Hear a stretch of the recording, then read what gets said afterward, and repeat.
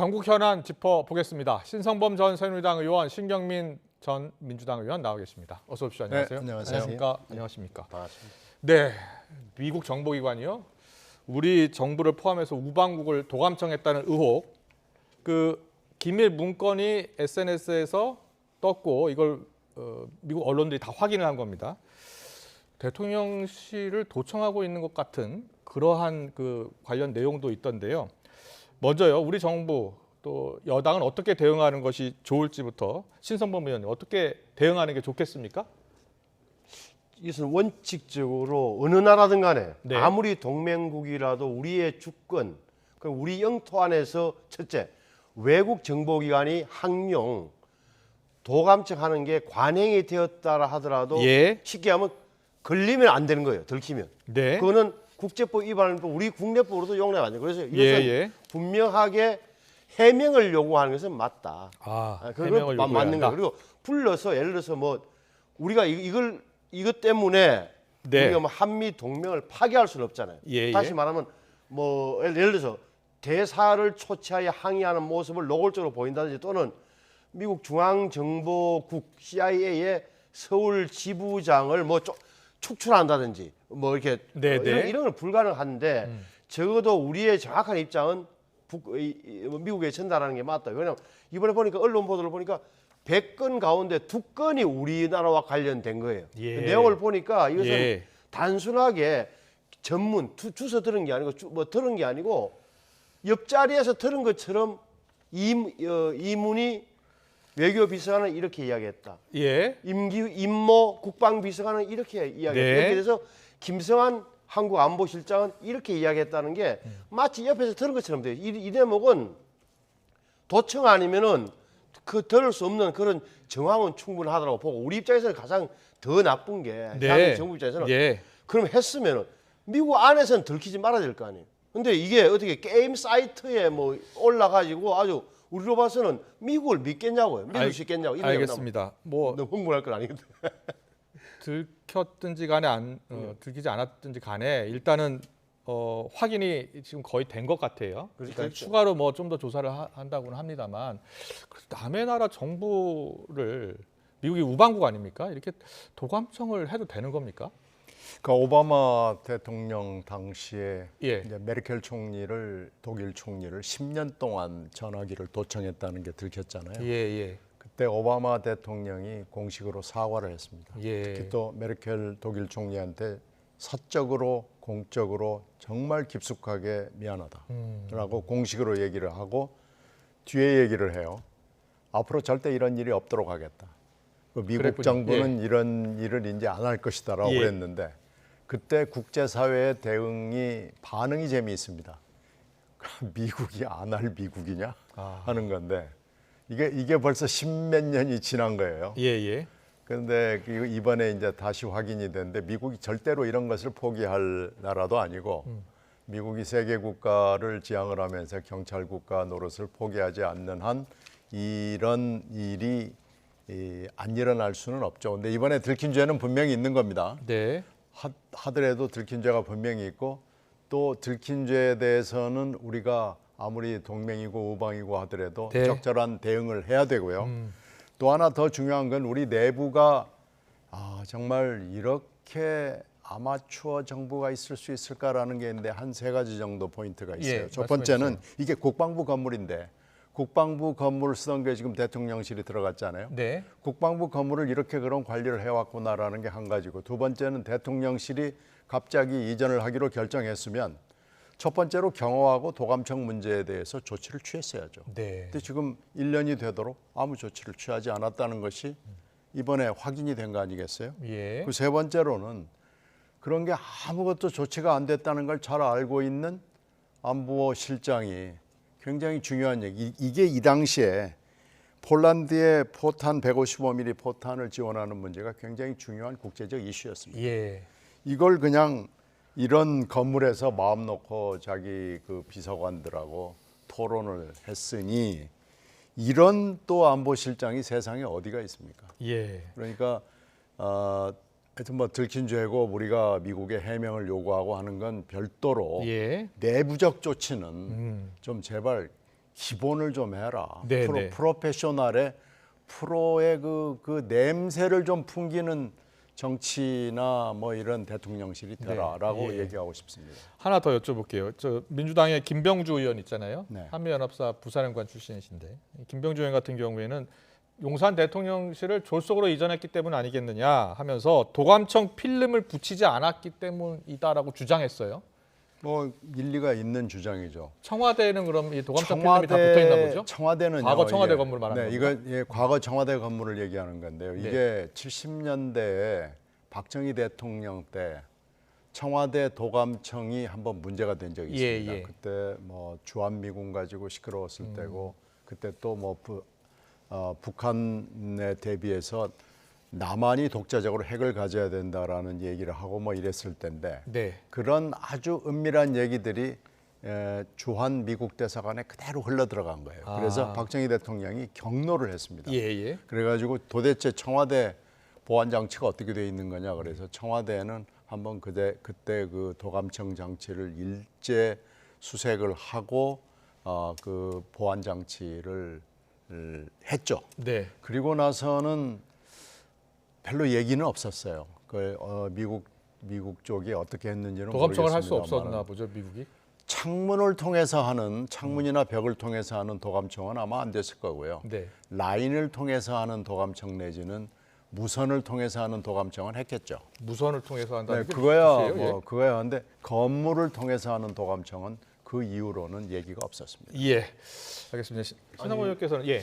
아니 지금 김병주 의원이 이야기하는 부분이 좀 전문가적 식견을 갖고 이야기하는 게 맞다. 다시 말하면 적어도 제가 상식적으로 본다면 필름 장치 이런 건 했겠죠. 창문에다 붙이는 거. 예를 들어서 저도 어릴 때 기억나는데 미국이 뭐 전파를 쏴가지고 청와대에 쏘니까 그걸로 해서 음성을 식별해 낸다라는 전설 같은 이야기가 전해 내려오는 건데 기본은 했을 텐데 오히려 예, 예. 이게 청와대의 이전, 대통령 집무실의 이전과 도감청을 싣게 되는 것은 논리적으로 그럴싸하기는 하지만 예. 바로 연결되지는 않을 것 같아요. 적어도 우리나라가 예. 상식적으로 본다면 그 정도 저 장치는 그 대처는 했다고 보는 게 상식적일 거다. 네. 이러면 과학 기술 영역이기 때문에 저는 조심스럽긴 한데 그래서 이것은 예를 들어서 그 세 명 김성한 외교비서관, 국방비서관이 언제 어느 자리에서 앉아서 이야기를 했는지가 나올 테고 네. 조사를 해보면 그러면 그 자리 근처에 벽에 옛날 어른들 말로 벽에 귀가 생긴 건지 도청자가 있었는지는 모르겠어요.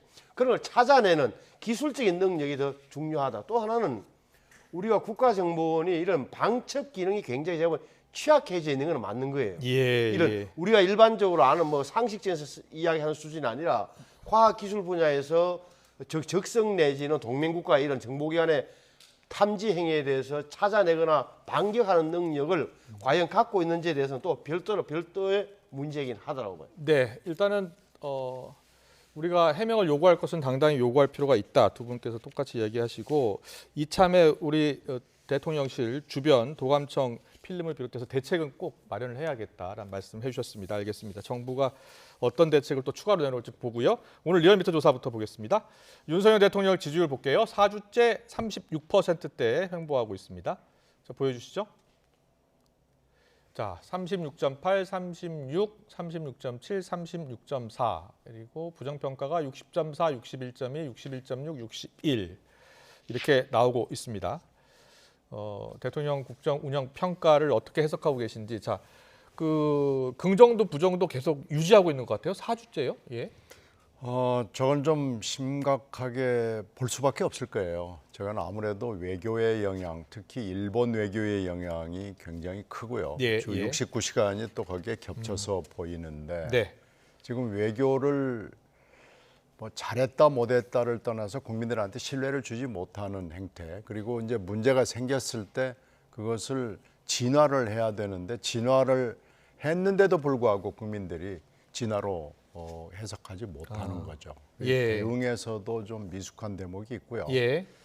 이거 지금 아마 일본 문제를 뭐 역사와의 대화 그리고 내가 책임지고 뭐 앞으로 간다 뭐 내 뒤를 따르라 이런 식으로 지금 했는데 네. 그게 먹히지 않는 거죠. 그러니까 지금 대통령과 대통령실이 판단을 잘못하고 있는 겁니다. 예. 이런 식으로 계속 가면서 4월과 5월을 외교의 시즌으로 해보겠다는 계획은요. 네. 잘했을 경우에는 먹히지만 잘못했을 경우에는 금방 이런 결과가 나온다는 것을 좀 뼈아프게 받아들였으면 좋겠습니다. 외교는 예. 국내 정책하고 달라서 상대가 있기 때문에 네. 실수를 하게 되면은요 걷어들이기가 힘듭니다. 그리고 이 관과 언의 역할 분담이 딱 돼 있거든요. 예. 특히 일본이 그런 데가 분업과 협업이 아주 잘 돼 있는 나라이기 때문에 예. 지금 관하고 정만 잘 가서 얘기하면 된다고 생각한 건데요. 착각했습니다. 그리고 네. 미국은요 예. 더 합니다. 미국은 언론이 관이 감추고 정이 감추는 것도 가서 캐내는데 굉장히 탁월한 재간이 있는 나라거든요. 예. 2주 뒤 한미 정상회담을 좀 주목해야 되겠네요. 그러니까 잘해야 됩니다. 네. 그냥 가서 뭐 악수하고 적당히 하고 오면은 잘 되겠지. 이건 오산입니다. 알겠습니다. 자, 내년 총선이요. 4월 10일입니다. 내년 4월 10일이기 때문에 오늘이 4월 10일이죠. 딱 1년 남았습니다. 그래서 지금 선거제를 논의하기 위한 국회 전원회의가 오늘부터 열리는데요.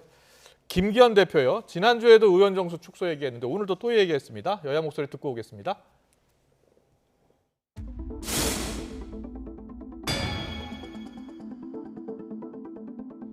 국회의원 정수를 10% 정도 감축하는 것이 왜 안 된다는 것인지 민주당의 주장을 이해할 수가 없습니다. 의원 정수 감축은 민주당의 주장과는 정반대로 약방의 감초가 아니라 약방의 산삼이라는 점을 다시 한번 분명히 하면서 민주당의 협조를 촉구합니다. 집권여당 대표가 난데없이 국회의원 정수 30석 축소를 내걸었습니다. 정치 개혁에 대한 진정성이라고는 전혀 찾아볼 수 없고 당내 입단 설화로 인한 수혜 국면을 전환해 보겠다는 사심 가득한 정략적 꼼수로밖에 볼 수 없습니다. 네. 자, 의원 정수 감축 할 수 있는 것 아니냐라고 김기현 대표가 지금 2번 연속 얘기한 거예요. 지난주 금요일 그리고 월요일. 실제로 감축 논의가 가능한 겁니까? 그렇게 보세요? 참 예. 지금 300명인데 10%인 30명을 감축하자. 일단 국회의원 수를 줄이자는 데 대해서 국민이 절대 상당수 다수가 찬성할 겁니다. 그만큼 뭐 정치 불신, 정치 혐오의 반증이기도 할 텐데 제가 보기엔 저 대목은 어떻게 보면 양당 모두 다 전원회의가 오늘부터 나흘 동안 100명이 토론하고 국회 방송을 생중계를 한다고 하면 이미 미리 실패할 경우에 다시 말을 바꾸면 전원위원회에서 합의가 안 이루어질 경우에 대비한 뭐라 그럴까 밑자락을 까는 거 아니라는 느낌을 지울 수가 없는 거예요. 저 대목에서 저는 숫자를 270명 줄이려고 그러면 어떻게 줄여야 되죠? 그럼 비례대표를 거의 다 없애거나 아니면은 또 국회의원 선거구 조정을 해야 돼요. 선거구 조정한다 하면 인구 비율에 맞게 하려고 그러면 굉장히 복잡해지고 전부 다 기득권을 내려놔야 돼요. 300명의 의원 가운데 몇 사람은 수십 명이 되겠죠. 내 지역구가 없어질 수 있다는 걸 각오하고 하지 않으면 국회의원 숫자는 줄일 수 없는 거예요. 그렇게 근데 여당 대표가 여기 줄이겠다고 하는 것은 비현실적인 주장을 하는 거 맞는 거예요. 그리고 야당 입장에서는 박홍근 원내대표에서는 줄이는데 반대합니다. 우리는 늘리려고 합니다. 소리는 감히 못한단 말이에요. 민심에 걸리기 때문에. 따라서 제가 보면 양당 모두 여기에 전원에서 합의가 안 될 경우에 대비한 따라서 현재 소선거제로 가는 여기에 대한 대비해서 밑자락 깔기 이미 하고 있다고 봐요. 합의하고 싶지 않아서 하고 싶지 않거나 할 수 없다는 사실을 너무나 명확히 알고 있기 때문에. 그렇습니까? 그러면 뭐 하려고 전원회의 열죠? 자, 김기현 대표가 오늘 왜 어제 금요일하고 월요일 날 이 이야기를 왜 꺼낸 것 같습니까? 뭐 얘기는 뱉어놓은 거니까 한 번 더 차수 변경해서 했겠죠. 그런데 토론을 하는 의원들이 지금 뭐 신청을 받아가지고 이제 오늘부터 쭉 하잖아요. 근데 토론을 나가는 의원들을 개별적으로 만나서 물어보면 이번에 뭐가 바뀔 거다라고 얘기하거나 전망하는 분은 한 사람도 없습니다. 그렇습니까? 네. 그러니까 전원 비관적인 거죠. 근데 대표만 30석 줄이는 안을 턱 던져놓으면 이건 현상 유지하자는 얘기입니다. 이건 뭐 고치겠다는 얘기가 일도 없는 요즘 말로 일도 없는 거고요. 이렇게 해서 뭐 나는 30석 감축 주장했어라는 기록을 남기는 거고 네. 이제 늘어날 의석을 늘리는 안은 뭐 이건 처음부터 불가능한 게 됐고요. 예.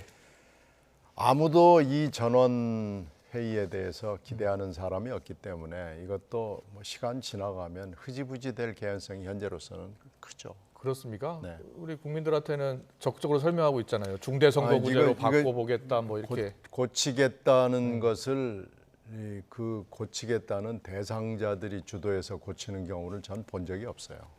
그렇죠. 이해관계자들이잖아요. 그렇죠. 어떻게 보면. 정말로 예. 고치고 싶으면 예. 제3자가 해야죠. 예. 알겠습니다. 잠시만요. 속보가 들어왔네요. 네. 자, 대통령실의 입장이 나온 것 같습니다. 오늘 그 관련해서 미국 정보기관이 우리나라를 포함해서 우방국 도감청했다는 의혹 관련해서 대통령실 입장이 나왔습니다. 미 감청 의혹 관련해서 사실관계 파악이 우선이다라는 입장하고요. 유출 자료 조작 또 특정 세력 개입 가능성 배제 못해. 오늘 아침 김기현 대표도 제3자가 개입했을 가능성도 있다라고 이야기했는데, 그리고 또 양국 상황 파악 끝나면, 한미 양국 관련해서 상황 파악 끝나면 미국의 합당한 조치를 요청하겠다라는 입장도 나왔고요. 또 사건 왜곡해서 동맹 흔들려는 세력 있다면 국민 저항을 받을 것이다라는 입장이 또 나왔고요. NSC 보안 문제 청와대 때보다 훨씬 탄탄하다라는 입장도 나왔습니다. 이 보안 문제가 청와대에서 용산으로 졸속 이전했기 때문에 문제가 됐다라는 야당 의원의 지적과 관련한 대답 같죠? NSC 보안 문제 청와대 때보다 훨씬 더 탄탄. 자, 대통령실 입장이 짧게 나왔는데 자 어떻게 평가하세요? 우선 청와대, 그러니까 이전의 청와대, 세종로 1번지 청와대가 취약할 거라는 사실은 더 취약할 사실이 명백한 거예요. 수십 년 동안 그 자리에 있었죠. 수많은 외국 정보기관들이나 이런 쪽에서 아마 뚫으려고 엄청나게 노력을 했을 거라는 사실도 분명하다. 그런 능력 가지고 있는 게 우리 다 있잖아요. 미국, 러시아, 중국, 일본까지도 정보기관까지도 저는 뭐 가능성이 높다고 봐요. 저 대목은 맞는 이야기인데 지금 이제 정부에서 얘기하는 게 사실관계 파악이 왜 중요하다 이유는 러시아가 가운데 개입했을 가능성이 있다 이 말이에요. 뭐냐면은 일부의 숫자를 보면 그 나온 걸 보면 우크라이나에게 불리하게 조작됐다는 게 좀 나타나는. 제3국 개입 가능성을 러시아로 보고 있다는 거예요. 미국 언론도 러시아라고 언급은 없었습니다. 그 이야기를 하는 것 같고, 그럼에도 불구하고 이게 지난번에 스노든인가 하는 친구가 했던 그거하고 위키리크스하고 다른 게 제가 뉴욕타임즈를 보니까 가장 가까이 생성된 정보가 40일 전일 거예요. 40일 전에. 그러니까 이건 따끈따끈하게 정보가 만들어지자마자 온라인에 유출된 거예요. 이런 부분에 대해서는 정말 이것도 미국 정부 안에서도 몇 사람밖에 모를 텐데 아주 뭐 숫자는 모르겠어요.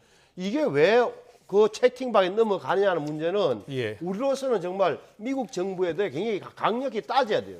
당신을 믿을 수 있겠냐고. 알겠습니다. 미의 합당 조치를 요청할 것이라고 했고요. 신경민 의원님, 그 특정 세력 개입 가능성 배제 못해. 이게 아침에 김기현 대표도 제3국 개입 가능성 이야기했고 대통령실도 특정 세력 개입 가능성을 이야기했어요. 이게 지금 이 문건이 미국 CIA나 NSK에서 했을 것으로 짐작을 하지만은 또 아닐 개연성도 있고요. 만약에 그게 맞다면은 러시아 정보를 그러면은 어떻게 러시아의 굉장히 은밀하고 민감한 군사 정보들이 어떻게 해서 흘러나왔느냐라는 문제들이 있을 수 있거든요. 그러니까 일단 팩트 체크는 할 필요가 있는데 지금 나온 이 대통령실의 얘기는 매우 원론적인데 그쪽 읽어보면은 매우 또 소극적이다는 느낌이 들어요. 그 좀 국민들한테 그래도 원칙적이면서 좀 적극적인 얘기를 해줬으면 하는 아쉬움이 있습니다. 알겠습니다. 대통령실 입장 조금 전 속보로 전해드렸고요. 두 분께 평가도 들어봤습니다. 그런데 오늘 인터넷에서요. 홍준표 대구시장이 화제가 됐습니다. 라디오 생방송 도중에 갑자기 전화를 끊어버리는 일이 있었는데요. 듣고 오겠습니다. 아니, 한동훈 장관은 총선으로 가는 것보다 장관직을 유지하면서 이 정부의 어떤 상징처럼 활동하는 게 낫지 않겠느냐 이런 말도 있어서 그런데 총선에 도움되면 나가야 됩니까? 그거는 내가 한 말도 아니죠. 질문 자체가 덜이다. 한동훈 장관 이야기는 별로 하고 싶어하지 않으시는 것 같고 말을 그래 하면 안 되죠. 이전화 끊읍시다.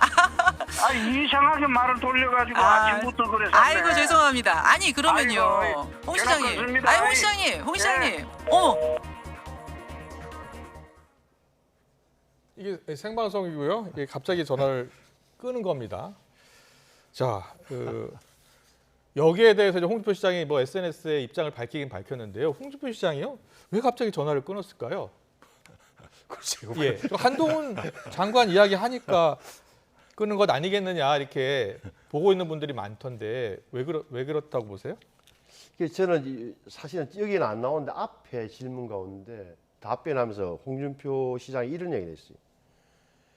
총선에는 총력전을 펼쳐야 되는데 누구를 특정인으로 해서는 안 된다는 취지에 원오버 댐이라는 표현을 썼어요. 아, 예, 예. 원오버 댐 이게 핵심이에요. 예, 모두 나서야 한다. 뭐 이런 모두 식으로 나서야 이야기했죠. 되는데 왜 근데 한동훈 장관만에 대해서만 자꾸 묻냐고 나한테 그것도 네, 이런 취지. 원오버 댐. 한동훈도 원오버 댐이다. 네, 이런 이야기예요. 그러니까 어떻게 보면 뭐 두 가지가 있을 수 있는 거예요. 첫째는 잠재적인 대권의 경쟁자일 수도 있는 거고 그렇게 네. 보는 시각도 있는 거고. 예. 아침부터 내 질문에 나에 대해서 안 물어보고 왜 의도가 있어 보이는 거 아니야? 한동훈 띄우려고 하는. 네. 이런 데 대한 역정 내지는 이건데 별로 제가 볼 때 감정이 묻어 나오니까 네. 그 유쾌한 광경을 분명히. 자, 오늘 페이스북 저희가 이제 그래픽으로 준비했는데요. 설화를 입을 수도 있다고 판단을 했다. 이렇게 이야기를 했습니다. 오늘 페이스북 내용인데요. 한 장관을 찍어서 무례하게 질문을 계속하는 것을 보고 더 이야기했다가는 설화를 입을 수도 있다고 판단했다라고 입장을 냈습니다. 신경민 의원님, 홍준표 시장이 왜 오늘 전화를 끊었다고 보세요? 예, 뭐 기분 나쁘겠죠. 기분 나빠서. 네. 예. 왜 나한테 자꾸 한동훈이 물어봐? 뭐 이러는 거겠죠. 정치를 그래도 상당히 오래 하신 분인데.